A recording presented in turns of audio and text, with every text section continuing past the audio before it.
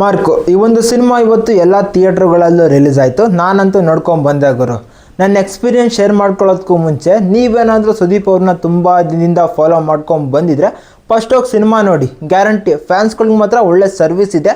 Guarantee Sudeep ಅವ್ರನ್ನ ಆ ಒಂದು ಬಿಗ್ ಸ್ಕ್ರೀನಲ್ಲಿ ನೋಡಿ ಸಿಕ್ಕಾಪಟ್ಟೆ ಎಂಜಾಯ್ ಮಾಡ್ತೀರಾ. ಇನ್ನು ನನ್ನೊಂದು ಎಕ್ಸ್ಪೀರಿಯೆನ್ಸ್ ಬಗ್ಗೆ ಮಾತಾಡ್ತಾ ಬಂದರೆ ಅದಕ್ಕೂ ಮುಂಚೆ ಎಲ್ಲರಿಗೂ welcome back to my channel. ಅಂದರೆ ನಾನು ಇದ್ದಿದ್ದು ಥರ ಸ್ಟ್ರೈಟಾಗಿ ಯಾವುದೋ ಫಿಲ್ಟರ್ ಇಲ್ಲಂಗೆ ಮಾತಾಡ್ತೀನಿ. ಈಗ ಇನ್ಸ್ಟಾಗ್ರಾಮಲ್ಲಿ ಯಾರಾದರೂ ನನ್ನ ಒಂದು ವೀಡಿಯೋನ ನೋಡ್ತಿದ್ರೆ ನಮ್ಮ ಪೇಜ್ನ ಫಾಲೋ ಮಾಡಿ. ಇನ್ಸ್ಟಾಗ್ರಾಮಲ್ಲಿ ಮತ್ತು ಯೂಟ್ಯೂಬಲ್ಲಿ ಯಾರ್ಯಾರು ನನ್ನ ಒಂದು ವೀಡಿಯೋನ ನೋಡಿ ನನಗೆ ಸಪೋರ್ಟ್ ಮಾಡ್ತಾ ಇದ್ದೀರಾ ಎಲ್ಲರಿಗೂ ಕೂಡ ಲವ್ ಯು ಆಲ್. ಇನ್ನು ಸಿನಿಮಾನ ನೋಡಿ ನಾನು ಫ್ಯಾನ್ಸ್ಗಳ ಜೊತೆ ರಿವ್ಯೂನು ಕೂಡ ತಗೊಂಡಿದ್ದೆ. ಈ ಒಂದು ರಿವ್ಯೂನ ಅಪ್ಲೋಡ್ ಮಾಡಿದ್ದಾದಮೇಲೆ ಆ ಒಂದು ವಿಡಿಯೋ ಬರುತ್ತೆ. ಸೊ ಫಸ್ಟ್ ಈ ಒಂದು ರಿವ್ಯೂನ ಅಪ್ಲೋಡ್ ಮಾಡಿಬಿಟ್ಟು ಆಮೇಲಿಂದ ರೆಡಿ ಮಾಡ್ತೀನಿ ಆ ಒಂದು ಫ್ಯಾನ್ಸ್ ರಿವ್ಯೂನ. ಅದು ಕೂಡ ಇವತ್ತೇ ಮ್ಯಾಕ್ಸಿಮಮ್ ಅಪ್ಲೋಡ್ ಮಾಡೋದಕ್ಕೆ ಟ್ರೈ ಮಾಡ್ತೀನಿ.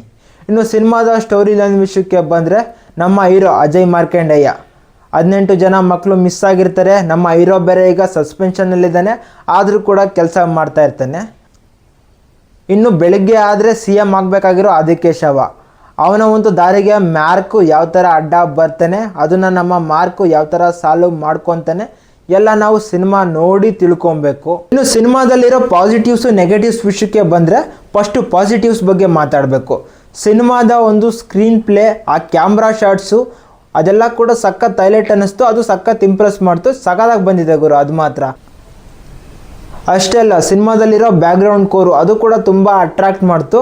ಅಂದರೆ ಸಖತ್ ಸೀನ್ಸ್ನ ಎಲಿವೇಟ್ ಮಾಡ್ತು.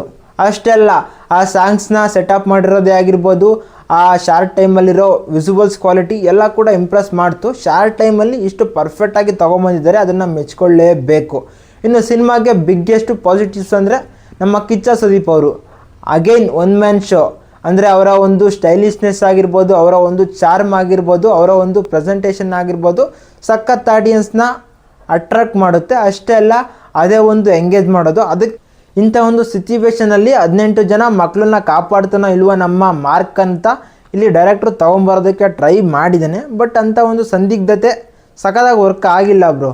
ಅಂದರೆ ರೈಟಿಂಗಲ್ಲೇ ಸ್ವಲ್ಪ ಮಿಸ್ಟೇಕ್ ಆಯಿತು ಅಂತ ಅಂದ್ಕೊತೀನಿ. ಅಂದರೆ ಬೇಗ ಬರ್ಕೊಂಡ್ರೆ ಸ್ಟೋರಿನ ಮುಗಿಸ್ಬೇಕು ಅಂತ ಅದು ಸ್ವಲ್ಪ ಮೈನಸ್ ಆಯ್ತು ಅಷ್ಟೇ.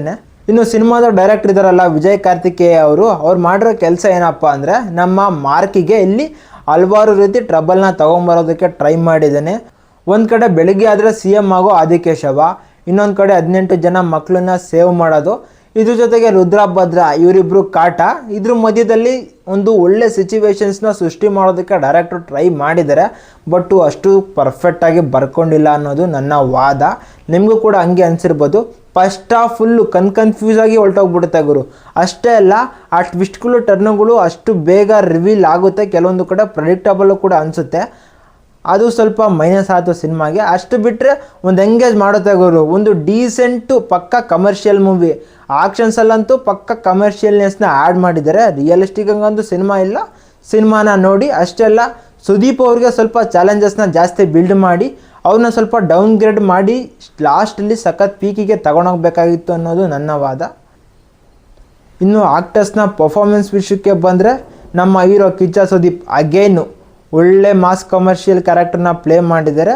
ಆ ಒಂದು ಚಾರ್ಮು ಅವರ ಒಂದು ಮುಖದಲ್ಲಿ ಆ್ಯಕ್ಟಿಂಗ್ ಸ್ಕಿಲ್ಸಲ್ಲಿ ಎದ್ದು ಕಾಣುತ್ತೆ.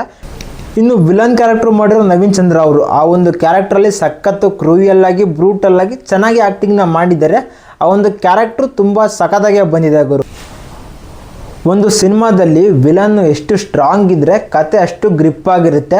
ಅಂಥ ಒಂದು ಅಚೀವ್ಮೆಂಟು ಈ ಒಂದು ಸಿನಿಮಾದಲ್ಲಿ ಆಯಿತು ಅಂತ ಹೇಳ್ತೀನಿ. ಅಂದರೆ ವಿಲನ್ ಕ್ಯಾರೆಕ್ಟರ್ನ ಅಷ್ಟೇ ಬ್ರೂಟಲ್ಲಾಗಿ ಕ್ರೂಯಲ್ಲಾಗಿ ಪ್ರೆಸೆಂಟ್ನ ಮಾಡಿದ್ದಾರೆ.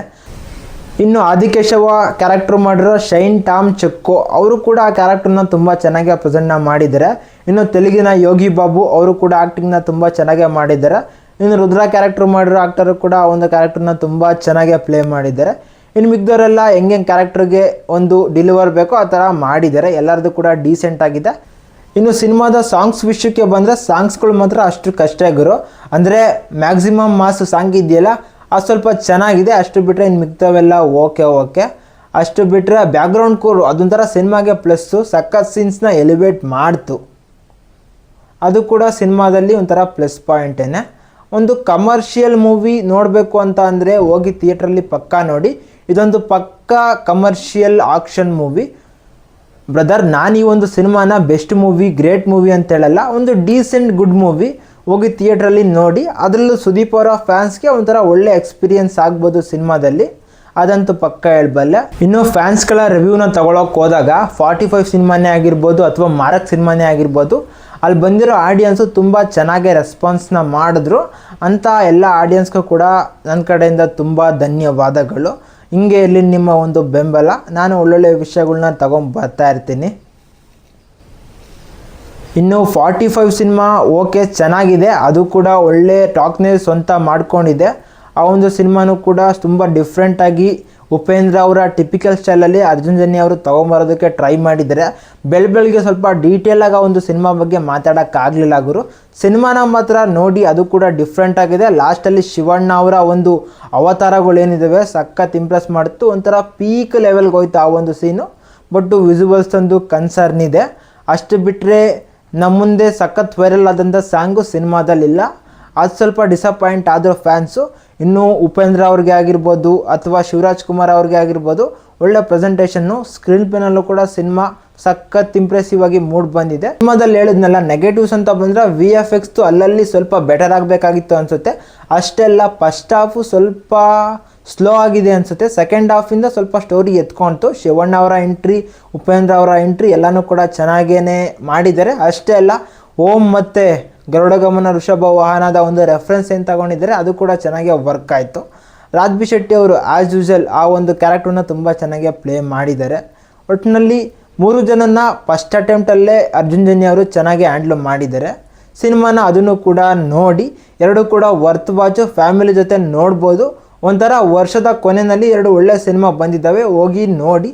ಅಂದರೆ ಡೀಸೆಂಟ್ ಸಿನಿಮಾಗಳು ಸ್ವಲ್ಪ ಕ್ವಾಲಿಟಿ ವೈಸಲ್ಲಿ ಇಂಪ್ರೂವ್ ಮಾಡ್ಕೊಂಡಿದ್ರೆ 45 ಬೆಟರ್ ಆಗೋದೇನೋ ಅನ್ನೋ ಒಂದು ಭಾವನೆ ನನಗಿದೆ. ಅಷ್ಟೇ. ನಾನು ಮತ್ತೆ ನಿಮಗೆ ಸಿಗ್ತಾ ಇರ್ತೀನಿ ಗಾಯ್ಸ್. ಬಾಯ್.